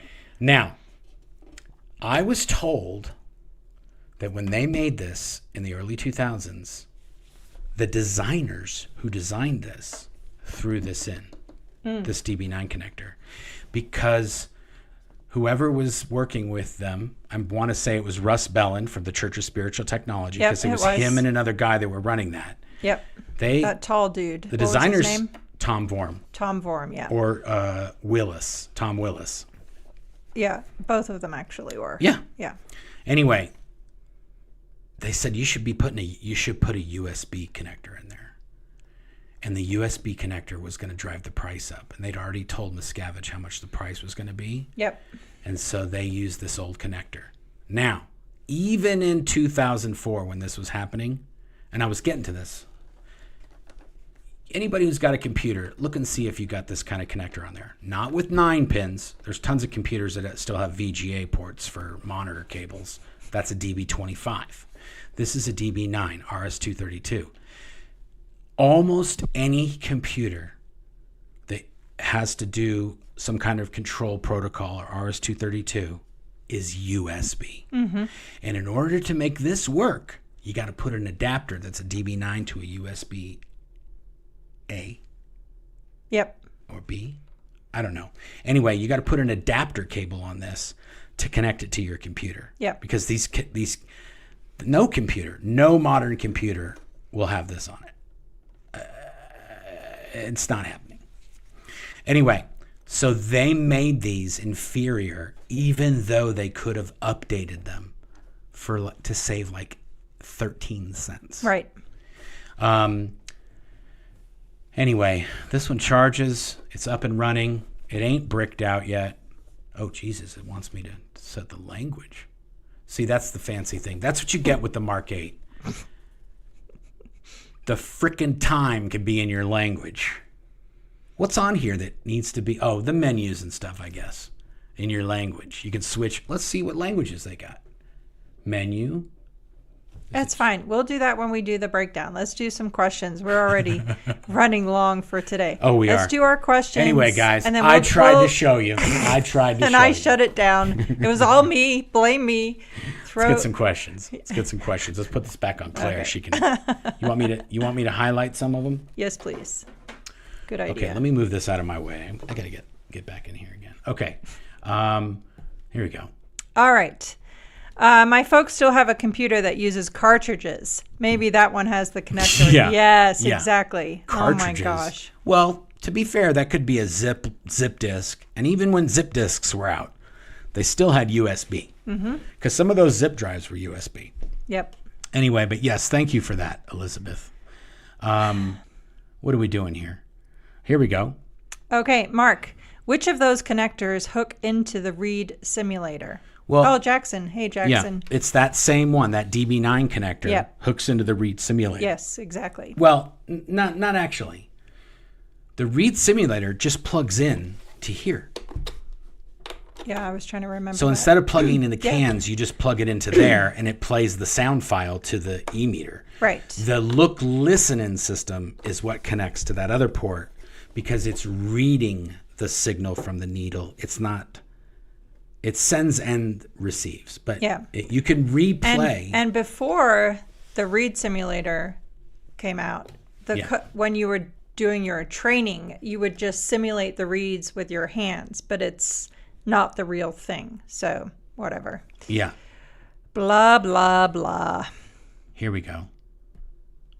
Okay. So auditors are surveilled via meter computer connection to specific website. Meters, 5K a pop. Yep. Yes, so and yes, exactly. When this thing gets bricked, it puts a message up here. And it says this meter needs to be certified. It says go to hubbardemeter.org. Somebody can look it up, but I'm pretty sure it's hubbardemeter.org. Yes, it is. And then you go on there, and then it's like you want to recertify your meter, and you fill out all your deets and your social and your firstborn's trust account, and then you hook right into the Scientology system. And your ACH information and all of that nonsense. Yeah. Okay. Yeah, look at that. Okay, is that a serial jack, Mark? Like for a PS2 mouse? Exactly. That's exactly. It's an RS-232 connection, and it just... This meter will self-destruct in 5 minutes. Exactly. It connects to your computer, and then it tells them which e-meter it is, because they want to be doing some... They want to get down and find out how did one of these get out in the wild. Right. So they got to track down which model it was, whose was it, and who gave it to these guys. And so when you plug that thing in, it pings and it goes, hey, I'm in Colorado. And I'm, meter 5502. Now, Scientology. Oh, somebody said, Claire, don't forget how this connection also monitors your IAS membership, current or not. Interesting. I didn't know that. Where's that? Here. You gotta star these. I don't get the live. I only get the stars. Oh, here. Don't forget how this connection also monitors your highest member, current or no. That's true, because if you go like, "Hey, I need you to beam me up, Scotty," and they say, "Well, you need to beam 5K our way." You haven't paid up your IAS membership or whatever. Yeah. Here, let me answer this question. Love and Life. Claire, did you have your own e-meter while doing OT levels in the Sea Org? No, I did not. If you're only sometimes getting $46 a week, buying one of these turd balls is not a top priority. Well, so I never owned one, actually. I don't want to say too much, but I'm pretty sure that Catherine had one. Yes, she did. And she left it behind. Mm-hmm. She didn't bring it with her. Yep. Which that has not been a problem. Mm-hmm. Where were the plastic parts made? Someplace in Corona or something like that. Someplace California. In California, in the Inland Valley. But the meters you were talking Inland about, Empire. the Ultra 8 meters. Okay. Yeah. That's a good point. Yeah. Okay, so remember how we were saying, excuse me. Remember how we were saying that this whole time, these e-meters could only be made by Sea Org members. Right. Because it was a very highly precision technical device. Well, obviously that was a bunch of bull. Now, this meter was made in Japan in the same place they make Sony Walkmans. That's supposedly the very high quality production line. I thought it was Thailand, no? They don't make, I'm pretty sure Sony is in Japan. No, I know. I just thought. It was the same. Or Taiwan. I don't know. I'm trying to remember what I remember. Can somebody tell me where they made Discmans or Walkmans? The whole No, I meant selling, the e-meters. I know. The Ultra 8. The thing that that the CST guys were saying was that, oh, Mr. Miscavige, this is going to be made by the same people who made Discmans and Walkmans, and that's Sony. Yeah. But yeah, it's true. They could have Sony could have a manufacturing plant. Apparently, Sony is throughout Asia, according to Bill Karmetsky. Yeah. I don't know. There's a lot of geopolitical nonsense that goes on with electronics manufacturing between China and Taiwan and Mitch Hong said Kong. Taiwan for sure. Oh, there you go. There you go. Mitch said Taiwan. Oh, yeah. Because he was there too. Yeah, Taiwan and Japan don't have issues. It's Taiwan. Is it Taiwan? Yeah, it's Taiwan and China that have issues. Anyway, so yes, if Mitch says it was Taiwan, he was there, and they probably shot all kinds of videos about this thing. Yep. And also, remember when I told you guys we shot all those films? When we shot all those e-meter films, they all had this guy in it, the Mark Super 7. Mm-hmm. So when that thing got outlawed and everybody had to switch over to this one, they had to redo all of those films for like the 20th time. 5th or 6th time, because first they were old and shitty, then they had SPs in them, then they had SPs in them, then they had SPs in them, and then they had to get a new meter. Yeah. And they had to redo all the e-meter reads, and everything had to be redone. And that's probably why Mitch knows so much about that, because that was one of his things. Yep. I keep trying to make this thing nice for the camera, and it's not even on anymore. Mm-hmm. Okay, let's keep going. Okay. Here we go. Trevenon, no way to get around the silver sorting for this new one? Well, that's the thing, Trevenon. Technically, this model should be bricked right now, and it's not. So I'm not going to say there's a way to get around it, but obviously, if you are a technically knowledgeable person, there's probably a way you could get around it. Mm-hmm. Okay.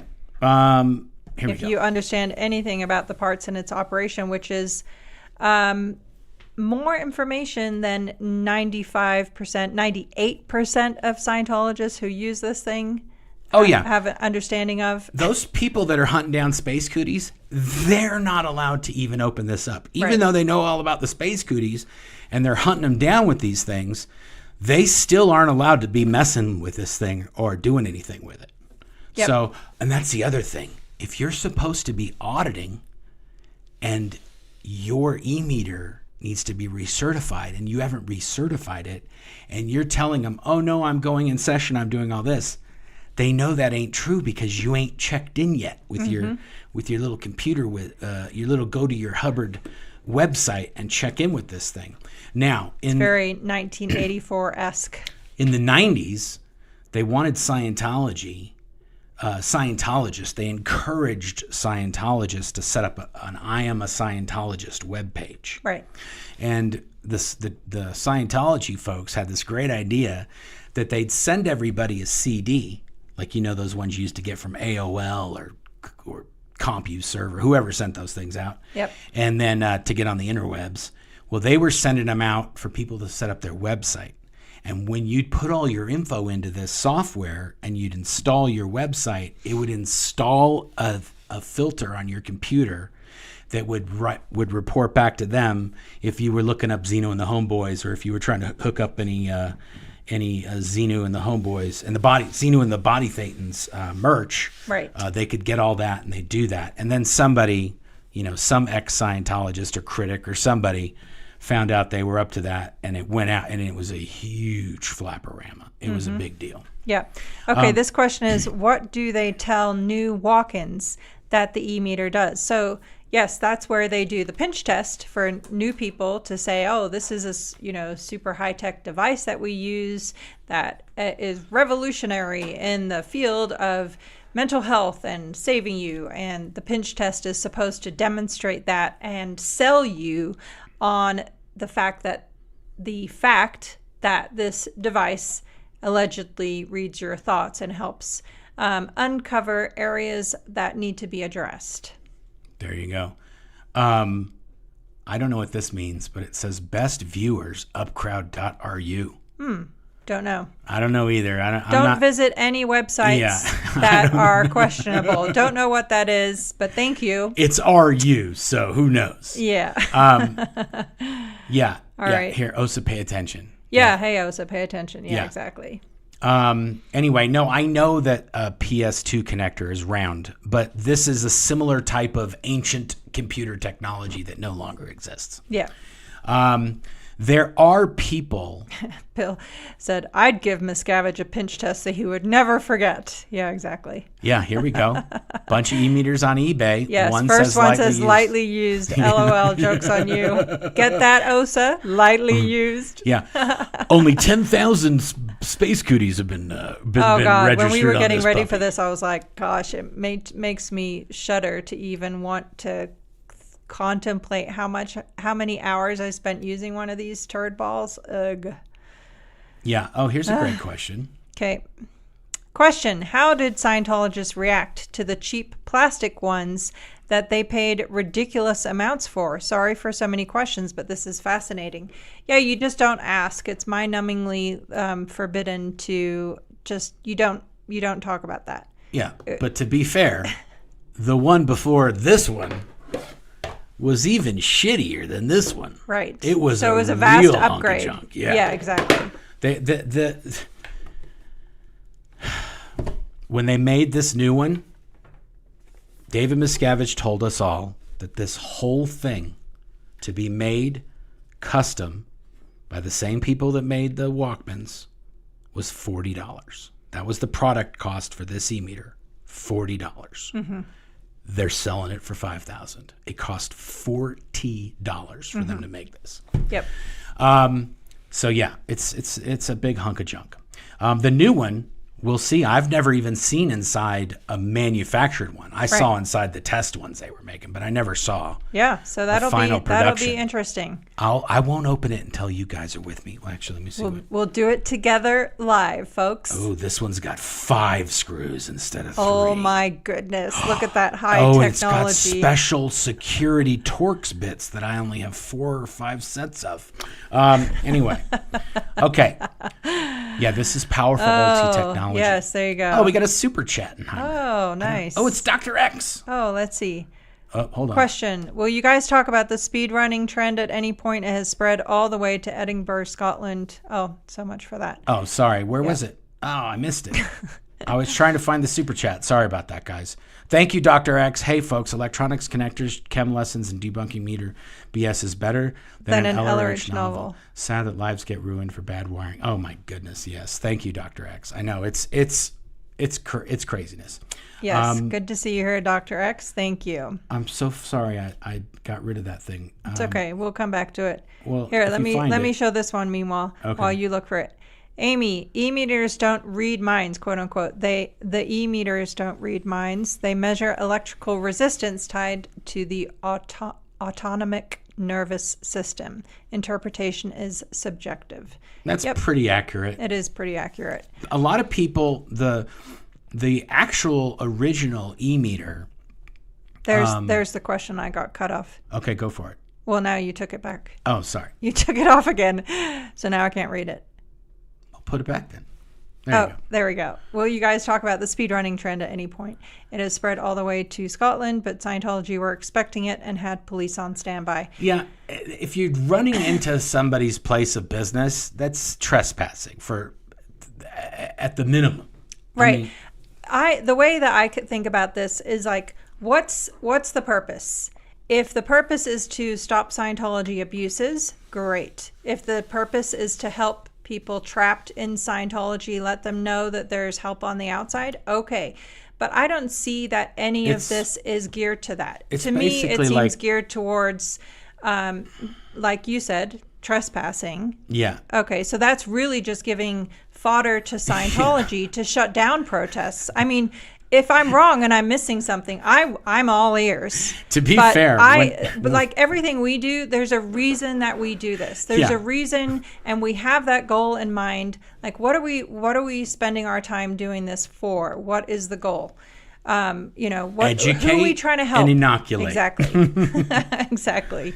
I don't know. Maybe I'm missing something. Well, I just think it's literally providing Scientology fodder to shut down protests more broadly. To be fair, it's basically like ding dong ditch in Scientology. Right, which we've always told our kids, not cool, dude. Not cool. Ding dong ditch. I mean, for what? I know. Anyway, it's the ding dong ditch of things. Yeah. It's that kind of level. It's not, I mean, it's silly. And to be fair, whenever these sort of things happen, they usually blame it on us, on our websites, that we were the ones that incited it. And we're like, what? And again, if I'm missing something and there is some glorious purpose to this that doesn't help Scientology, then I'm missing that. I'm certainly glad that raising awareness about Scientology and their abuses, that I'm fully on board with. I'm just not seeing how this trend is accomplishing that personally. Yeah. Here's from Steve. For a never in, this is, what does that say? S tier content? I guess that's good. Okay. S tier. All right. Not sure. I might have a misunderstood word. Well, I'm just kidding. It's not Z tier. It's all the way up to S. There you go. Super, I don't know, superlative. We'll have to ask our kids. Superfragilistic, expialidocious. A later gen than us. Sup. On God. Thank you for that, Steve. That was very generous of you. Yes, thank you. Oh, wait, here's a good one. Tom Cruise. Did you read that one while Tom I was messing Cruise around?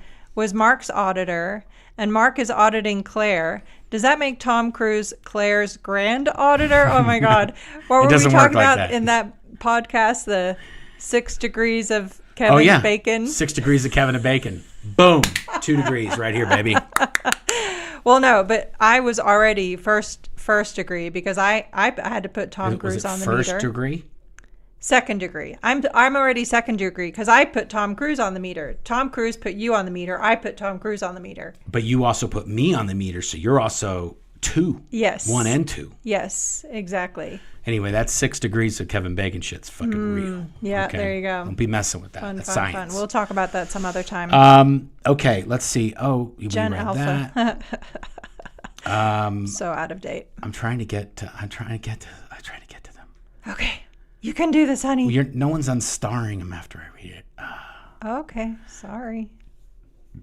Okay, we will do all this on the next one. Can you also show what a floating needle looks like? Yes, we can. When we take this one apart, well, it's hard to recreate it, but I'm sure we can find a video on YouTube, I'm sure, of a floating needle or something. Whatever. We'll figure it out. Yeah. We'll take that under consideration and get back to you. We'll try to figure out how I can do it, but it's just the needle floats. I mean, that's Oh, and before I forget, don't forget that we are doing another Bobblehead giveaway today. So get your comments in to be considered for that. And who won last week? Automatically. Our replay crew winner is none other than Tori Magoo. So congratulations, Tori. I saw your comment. I sent you an email. I already know all your details. So that will ship to you tomorrow. Tori is some super old school person exposing Scientology on the internet. Been doing it for Since 2000. Yeah. This is 30 years almost. 25, yeah. 26 years. Yeah. That's when she started, 2000? 2000, yeah. Yeah, she's been doing it for a long time. Yep. And she actually was one of the people that was tasked by OSA, the Office of Special Affairs, Scientology's dirty tricks department, previously busted for the largest infiltration of the United States government in its history as the Guardian's Office. The Office of Special Affairs had an internet group of Scientologists that knew about Xenu and all that, so they could go on the internet, and when people were doing stuff, they'd get into their groups, and they would report. Some of these people would be agents to just capture what was going on the internet message boards and report back to OSA, and some of those people were spiking the deck.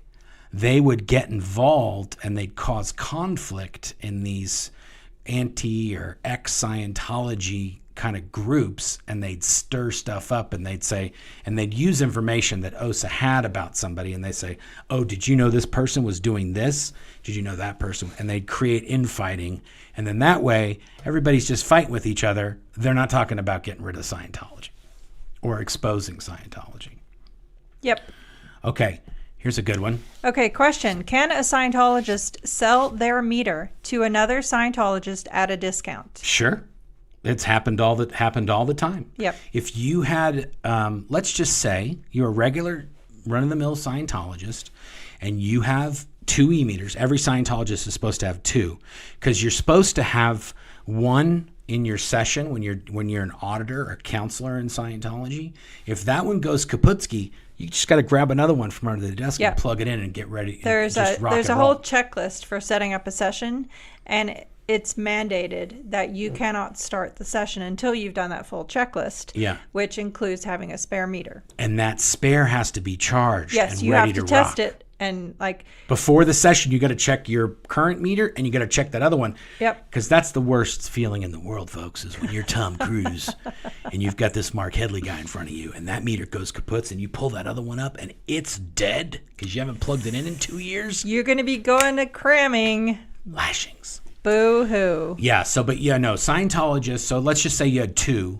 And then they came out with one of these new fancy dancy numbers here, and they really hard sell you on it. Look, you got to do this. The Sea Org members, they're always telling the public, dude, I got to get this sale, because if I don't, my stats are going to be down, and it's going to, the whole world's going to end for me. And they pressure them into buying this one. Well, now you got 3. So now if somebody needs one, you'd be like, hey, this is my chance. Hey, I got basically a lightly used one here. Give me $1,000, it's yours. Now, if you go on eBay right now, Scientologists, if you need an e-meter and you don't got an easy access to one, $249 gets you on eBay today. Mm-hmm. Free shipping if you're lucky. The range is $249 to $500, depending on which model. And like we said, at least right before we started talking here, we went on eBay and there were about 6 of them. And someone else I saw checked that too. Yeah. Oh, All here's right, somebody asking. Do a few question. I may have missed the explanation, but what does brick mean when it comes to the e-meter? That just means that Scientology has a time bomb built into the electronics. If you kill switch. A kill switch, a time bomb, whatever you want to say. That renders it inoperable unless you hook it up to your computer and dial into the Scientology website, and you get it does a diagnostics check, and they say, okay, your meter's good to go, and they're basically just using it to kind of check up on you and keep track of these little puppies, make sure they don't get out into the wild on some crazy SP YouTube show. Good job, Osa. Yes, there we go. You're really doing it, Osa. You're really doing it. Okay, what else we got? We could show, you know what? Let's do the giveaway. Yep, sounds good. And then we'll just read, where people are coming from and any other last questions. Perfect. Okay. And we'll do a part 2 on our e-meter deep dive exploration here. So there you have it. Do something for a little bit, because I got to find this thing. And do something for a little bit. I don't usually do this live, and now I'm going to have to do it live. All right, We're going to do it live. Okay, hold on. Let me get to here. Okay, we did that. We're doing it live. You ready? Yep. Okay, here we go. Okay. See if it works. Okay, that'll work. Okay, I'm doing it. 79 entries. Yep. If you don't comment right now, then you're in for the you're on the you replay snooze, you cruise. lose. And the replay crew. Yep. Here we go. Oh yeah. Oh yeah, get in there. Get in there. Oh yeah, right there. Ooh, Mitch, you almost got it. Ooh, Thursday before too. Shelley Horner. Cheryl Horner. Oh, Sherry. 2486. Oh, Cheryl. Yeah. Cheryl. Or it could be Sherry L. Congratulations. Oh my God. Literally. You want to argue about this? Nope. Okay. You're right. Cheryl, please send me an email, claire@blownforgood.com. Send me your address, and we will, and which bobblehead you'd like. We have Mike and we have Leah. So there you go. Yeah. Thanks to Dr. X for the donation of Mike and Leah bobbleheads in honor of Mike Rinder's birthday, which was April 10th. So, Awesome. Here we go. All right. Hey there, Mark, Claire, mods, and chatters. I will catch up on the replay, but wanted to say I am so looking forward to tonight's topic, volcano green lava orange. Okay. Right. Thank you, Becky. Paralyzed to Paralyze. Best title ever. I'll be watching on the replay. Yes, that was Mark through and through. What was the title? Scientology's device for talking to aliens or something Oh, like that's that. perfect. Nailed it. Amy, good afternoon from sunny Wisconsin. Good to see you here. Happy Sunday. Thank goodness for the stream. Saves me from watching the Yankees with my husband, LOL. Hi, Mary Kay. Trevanon, good evening from the Netherlands. Gabriel Alexandru 6283. Hello from still cold Romania. Wow. Xenu is my homeboy. Wow. Nice. Thank you for tuning in. Go Yo. Xenu. Go Xenu. Yes. Question. Can non-Scientologists buy a used e-meter? How much is a new e-meter? And I think we answered that. Yeah, XJW $5K for a Vernon. new one. Yep. And yes, you can, at least as of this moment in time. Yeah, we'll see if they get gobbled up by OSA. They used See to, how much, we'll use this as a gauge of how much OSA is paying attention currently. How about that? There used to be a thing whenever any kind of old Scientology book or e-meters or films or videos or laser discs or anything that Scientology had out there that they didn't want in the wild. Yep. If they showed up on eBay, these Scientologists would gobble them up and then send them into the church. And I think they used to do that with e-meters. I don't know why they're not doing that anymore. Maybe it's just too many. Oh, here, I got to do this one. Okay. This is funny. Love and Life. Did people ever decorate the e-meters? Just imagining someone coming in with a Xenu sticker, LOL. I will tell you guys. I wish I remembered the name of the cleaner. There were these e-meters when they would come into the Silver Cert line. Some of these people that owned them were smokers.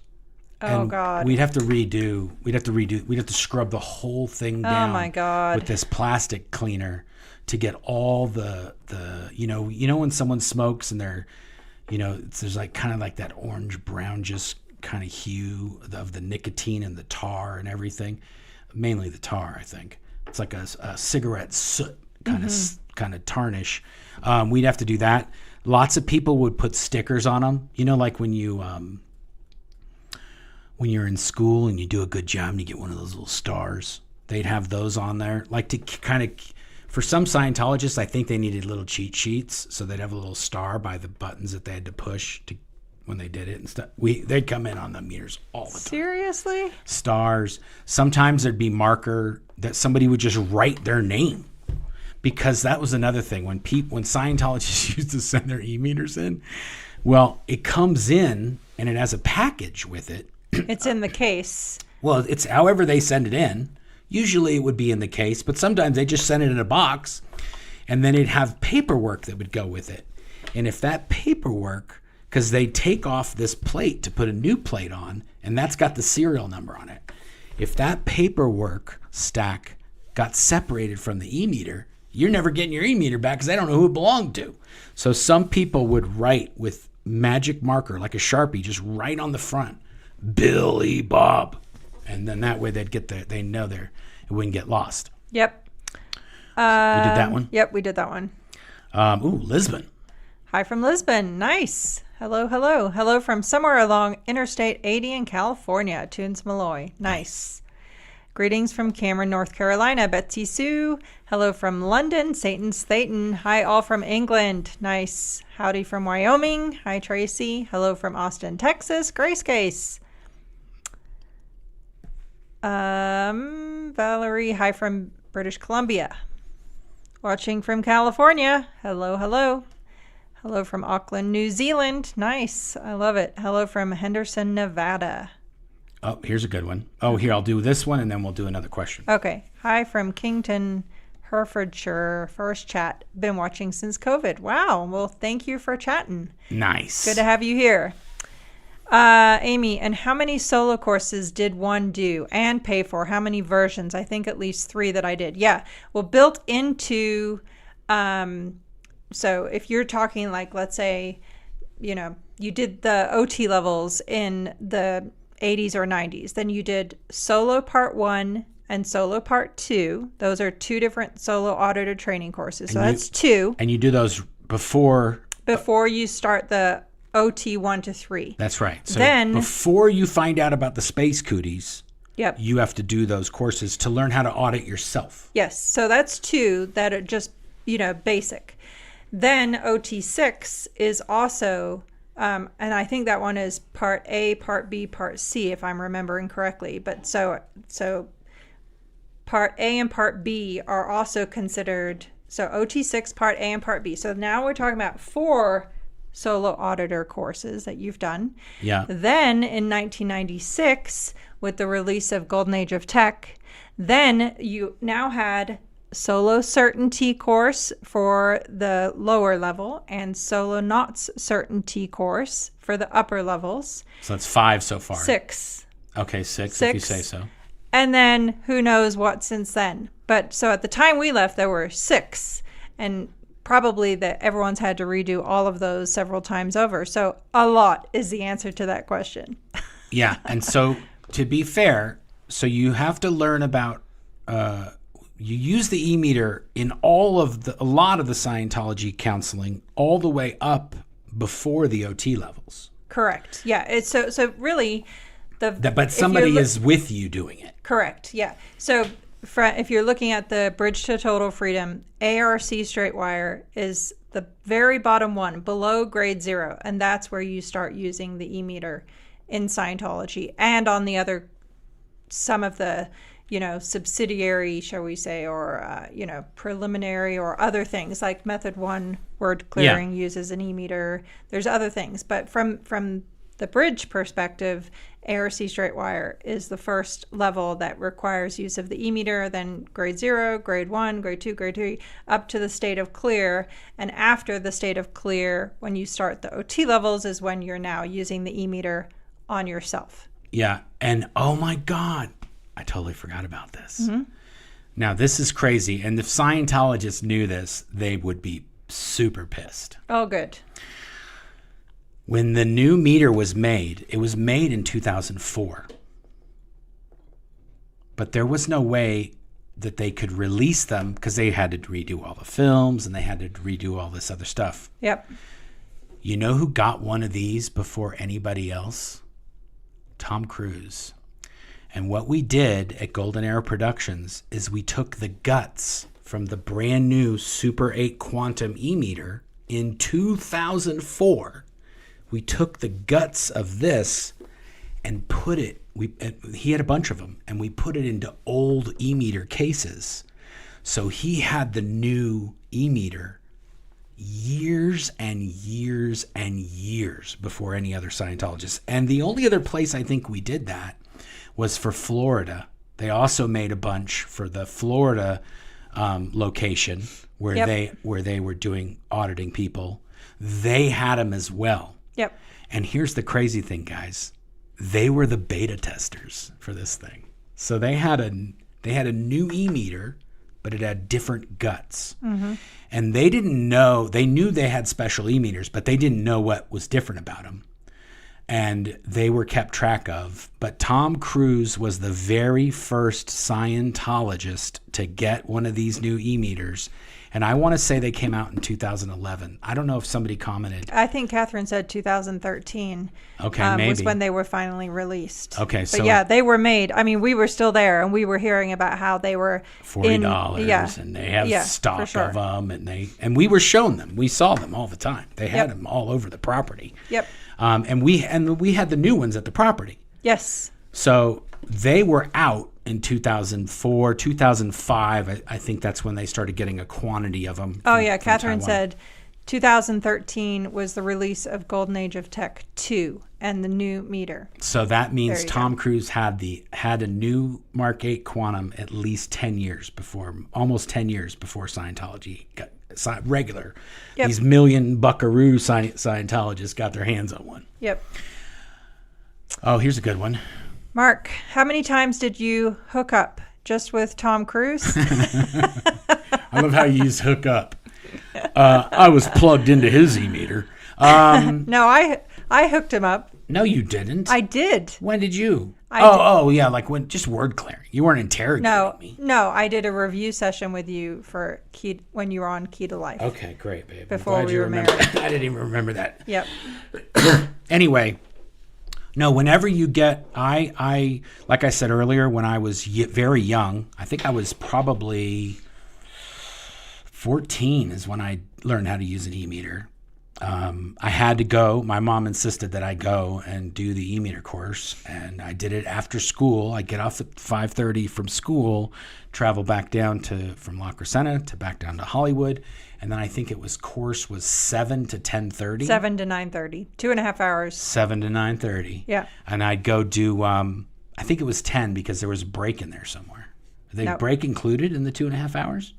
God, right. Anyway, and I went on course, and I did this course in Los Angeles. They stopped doing breaks, by the way. They did?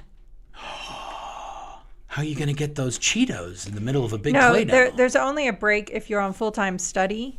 So then you're 9:30 to 12, then you break for lunch, 1 to 3:30, or what was it?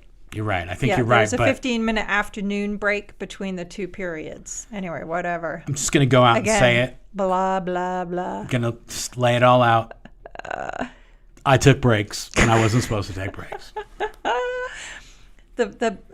Might have been There were frequent occasions when even during the 2.5-hour staff study, Billy Bob would be like, "Oh, can I go to the bathroom?" And then we'd be like, Billy Bob's been gone for like 30 minutes. And then someone would have to go check the bathroom.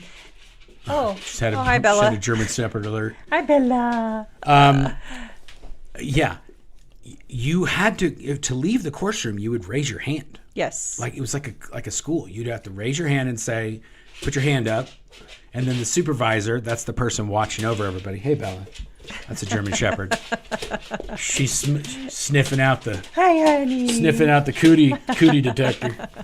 Okay, Bella, she literally just opened that door. I know she's Our dogs she's are not normally very the good first at opening in kind. doors. Anyway, if you lost wanted our if you wanted to get up in the middle of the course period in that 2.5 hours, if you wanted to leave the course room, you have to raise your hand and say, hey, I'm supposed to go here at this time, or I'm supposed to do this. You can't just walk out. That's a blow. Yeah. You don't want to be blown. If you need to go to the bathroom, you have to tell the supervisor, I need to go to the bathroom. No blowing during course time. That way, if you need to go to the bathroom 10 minutes later, it's a firm no. Yeah, they keep track on those little breaks. And I will say, more than once, I might have had some legs fall asleep, taking a little too long of a break in the middle of that course period. Yeah, it's a dead giveaway when you come back from the bathroom and you have your handprints imprinted on your face. It's like, dude, not a good look. When you're in the Sea Org and you're working, basically you're getting up at 7 and you're getting to bed maybe at midnight or 1. And you're listening to Hubbard on the cassettes, or if you're reading pages and pages of Hubbard, the chances of you falling asleep is pretty high. And if you fall asleep, that means you had a misunderstood word, and that's a whole mess of trouble you don't want. So you go to the bathroom and you do that little nap time, and then you come back. But sometimes people would walk in and they'd have two big they'd have handprints on their face when they walk back in, and you're just like, oh shit, dude. Billy Bob, you gotta wake up, get the circulation flowing, and then come back in. Yep. Okay. Oh, here we go. Okay. Isn't he imprisoned in a mountain like in Superman? You know what? Thursday before 2, you were on it. Yeah. She's talking. I'm saying she because she's got Aria's. She's a she to me now. I don't know what to tell you. Thursday before 2. Thursday at 2:00 is, by the way, that's when Scientology ends their week. So Thursday before 2 is when all the stats have to be made. So this is all inside baseball with this guy or gal, or whoever it is. Aria killed the White Walker King. The White Walker King. Anyway, Lord Xenu in Hubbard folklore in OT3, he says that the loyal officers captured Lord Xenu and they imprisoned him in a mountain with electric bars on the cell. But here's a little thing that Hubbard didn't know. They used ever-ready batteries to power that gate. And those, I mean, we're talking like old alkaline battery technology. Not great. And as soon as they wore off, Xenu just walked right out.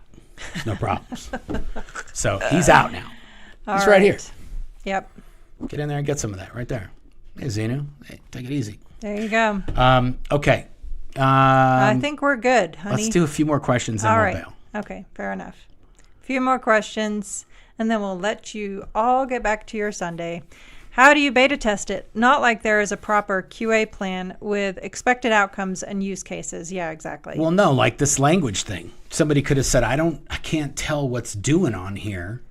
And they could have said, oh, we could put that menu in different languages. Yeah, but for the most part, the beta testing was literally just, you would be using one of the new e-meters. You used them at the base, right? You'd be expected to do a write-up to David Miscavige about how revolutionary and earth-shattering and mind-boggling and, oh my God, this is so precise and like unlike any, that's what was expected. That was beta testing. Yeah, but they wanted people to use them and see how they would get their feedback. Yep. Because but this the feedback was expected to be nothing but glowing. Well, yeah, but if you're looking for space cooties and you're only finding 5 or 6 a day, and you get this thing and you're up to 30, 40, 5,000 space cooties, this thing puts up numbers. Okay. Here we go.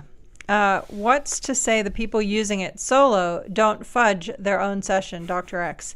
Right. Good question. When you're doing at least OT7, it takes years and years. You have millions and millions and millions of space cooties in you right now. Yeah. Everybody does. And when you're solo auditing at home, you're absolutely right. There's no way that they, at least, I don't know, maybe it's changed now and you require you to video. I doubt it. But you are, when you're training to become a solo auditor at Flag, you absolutely have to video a solo session to prove yourself as a solo auditor. But every time you go in one of these sessions with yourself, you keep worksheets. So it has the day, what you're doing, how many clusters of cooties you found, all the information you write down. Yeah, and by the way, as part of your 6-month check, you're interrogated to, did you falsify a session worksheet or did you do anything that you shouldn't have done? Anything that's out tech. Yeah, if you get up to nonsense and you could even just make the worksheets and write up everything like you did it and then just put that in and keep doing that. So there's a paper trail. So then when you go for your 6-month check, this folder that you have for all of these things, it's called a PC folder, a pre-clear folder. Yep. And even when you're an OT, you still have the folder, except now it's an OT folder. It's still the same folder. They just call it something different. It's a manila file folder, legal. When you have that, you keep all those worksheets in that. And then when you have to go for that 6-month check, you have to bring that folder with you and turn it over to them. To the case supervisor. And they go through it, and they go through all these, and they're like, oh, this guy's putting up shitty cootie numbers. He's got to work harder. He's pulling 3 or 4. He needs to pull 3 or 4,000, not 3 or 4, not a handful. Yeah. Oh, here we go. Amy answered my question. Perfect. No, you only video flag and when you finish. And of course, every 6 months they interrogate you to see if you falsified. Yeah, exactly. See, we're right on track, guys. Yep. There you go. Not a whole lot has changed in the last 21 years. Well, no, they can't change it. Hubbard said it was supposed to be that way. That's the way they got to do it. David Miscavige only gets to tweak things that he wants to do that Hubbard never said to do. Right. Not the stuff he said to do. Okay, let's do a few more questions. All right. Okay, a few more questions here. Okay, Mark, I think you said the 2013 e-meter originally had a serial port in it. What happened there? So it still does. So I was told that once they made these, that this was old and it was going to be, they had to put an adapter in there, and that was a big old problem. Yeah. And because it can't be released as like cutting edge technology and then like, oh, whoops, we have an old connector here and here's an adapter. Yeah. So the story I was told is that they were going to have to open up every single one and switch this to a USB. Yep. And I assumed that's what they did, because it would be silly to have this thing in there and everybody has to use an adapter and it's old school and blah, blah, blah, blah, blah. Yep. But it doesn't look like they updated it. And I have intel on a meter that's brand new, and it's got the same exact thing in it. Yep. So I don't know if they've switched them, and I don't know. If anybody out there has got a brand spanking new one of these little Mark 8 Easy Bake Oven ones, then yeah, send me a picture of it. You don't even have to send it in. Just send me a picture of the back if it's got USB in it. Yeah. Or send me a like picture that it doesn't. 2025, 2026 edition, you mean? Yeah, I'm just saying, I don't know that they like ever updated it. A recent sale, yeah. They didn't make that many, Probably by not. the way. They didn't make that many. No. I want to say when they made these new ones, they didn't make more than 10,000 of them. Yeah. And even when we did the old e-meters, the Mark 7s, I don't think there was more than 40,000. They were in the 40,000s on the serial numbers when we left, or before we left. I think they were in the high 30s or the low 40s. So that's another thing. If there's millions and millions of Scientologists, there'd have to be millions and millions of e-meters, and there just ain't. Nope. They didn't make 1 million of these when they came out. They made thousands. Yep. Okay, here we go. What people did to fudge their own thing. Serial port. How do you beta test it? Okay, here we go. What's this one? Question. Did the people in the hole have stats? Number of confessions beaten out of people, etc.? I don't think they didn't have those kinds of stats. The ethics department had the stat of situations found and handled. But in the whole, there were absolutely, they called it group confessions, group seances, group beatings. Anyway. The situations found and handled is an interesting stat, because you're always finding situations, but you're not always handling them. That's right. So I'm a unhandled situation, because me too. We were situations that were found, and we ain't never been handled. Or rather, not found. We escaped, and we were found. They found it then. They found out that a situation then. Oh boy, sucks to suck, Osa. What can we say? All right, I think we're good for today, honey. We are. This is a long one. Catherine said, "You two are the biggest unhandled situations in all of Scientology." Hey. True story. No. Listen, true story. We were told once by a friend of ours that they were told they could talk to any suppressive in the world, just not Mark and Claire. True story. Yeah, but even better, we ran into some Sea Org members very shortly after we left. Yeah. I want to say in 2006. A few times we did. There were a few times. And they were very nice to us. Yes. Oddly enough, we didn't know why. They were like, "Oh, hello, sir." And we were still executives. Yeah, it was super spooky. And then we found out from somebody who escaped after that they told the Sea Org members that we worked with that we were on a special project for RTC or CST. At CST, which is most likely where Shelley Miscavige is. Yeah. They today. said we were on a special project to not let them know that we escaped. Right. I mean, obviously some people knew we escaped, Yes. but they told the general They staff. kept it on the DL. Yeah, they told the general staff. Because we both disappeared at the same time. And we were both, I mean, within that ecosystem of that base, everybody knew who we were. I mean, we'd been there for, 14, 15, 16 years. So anyhow, there you go. Yeah. Yep. Situation found, not handled. Yep. Okay, here we go. Okay. What do we got? Let's end it. That with was this amazing. one. Looking forward to the next one. This is really interesting. Thank you. We're glad you enjoyed it. Are we gonna do Mother's Day? I don't know. I mean, we can't do Saturday because that's the day that we're both traveling back from a work trip. So we'll figure it out. Maybe we'll just skip it for Mother's Day and let everyone enjoy the holiday. Like somebody was mad we didn't do it on Easter. So I think we were. That Sunday we were out was an Easter. I was like, you know come on, what, guys, it's Easter. We'll just take a beat and we'll get input from our amazing mods. Yeah, we'll if get you guys back have a preference, drop a comment. Yeah. I'm kind of. It's Mother's Day. I'd like to celebrate Mother's Day. Let's not do crazy stuff. We call it the crazy place. So our neighbors and everybody that knows us. Yeah, maybe we'll release a pre-recorded thing. I'll get with Clara. I have some ideas. Holy moly. There you Look go. at this, That's a good idea. That's a happy compromise. Anyway. Yeah. Clara approves. Yay. Perfect. Awesome. Okay, guys. Well, as you know, I do like to put up your comments. Goodbye. Thanks for whatever at the end of the video when the outro plays. So if you want to get in there with some nonsense, this is the time to do it. Thanks to everybody who joined us today. We're glad you enjoyed this special edition e-meter deep dive, and we will do another one with the new one. Yep. And we'll have to think of another great title for that one. Yes, there you go. We already have the title. The new way Scientologists find their space cooties. Awesome, guys. Until next time. Thanks for joining us. Thanks for watching. If you'd like to help support the channel, feel free to check out the merch store link in the description. We have Hail Xenu, Xenu is my homeboy, and BFG branded mouse pads, shirts, mugs, all sorts of other stuff in there that helps us to bring you new content on a regular basis. You can also pick up a copy of my book, Blown for Good, Behind the Iron Curtain of Scientology, in hardback, Kindle, and Audible versions as well. There's also a link to our podcast, and you can get that on Apple, Spotify, or wherever you listen to podcasts.